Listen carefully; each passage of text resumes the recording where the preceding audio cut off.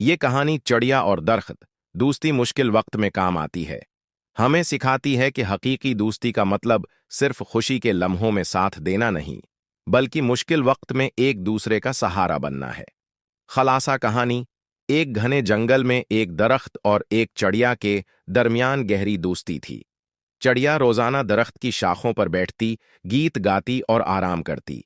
एक दिन शदीद हुआ के साथ दरख्त की शाखें टूट गईं और चिड़िया के घर से अलग हो गई। तूफान आया और चिड़िया का घोंसला तबाह हो गया। परेशान चिड़िया ने दरख्त से मदद मांगी। दरख्त ने न सिर्फ उसे अपनी शाखों पर पनाह दी, बल्कि अपनी नर्म पत्तियां भी फराहम कीं ताकि वो नया घोंसला बना सके। चिड़िया ने शुक्रगुजारी के साथ कहा, तुम्हारी दोस्ती ने मेरी जिंदगी आसान बना दी। दरख्त ने मुस्कुराकर जवाब दिया, दोस्ती का मतलब यही है कि एक दूसरे के दुख और हदायत को समझने के लिए हमेशा तैयार रहना चाहिए। खुशी में शरीक हूं।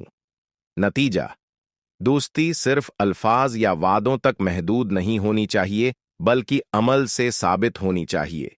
मुश्किल वक्त में जो लोग हमारा साथ देते हैं, वही हमारे हकीकी दोस्त होते हैं।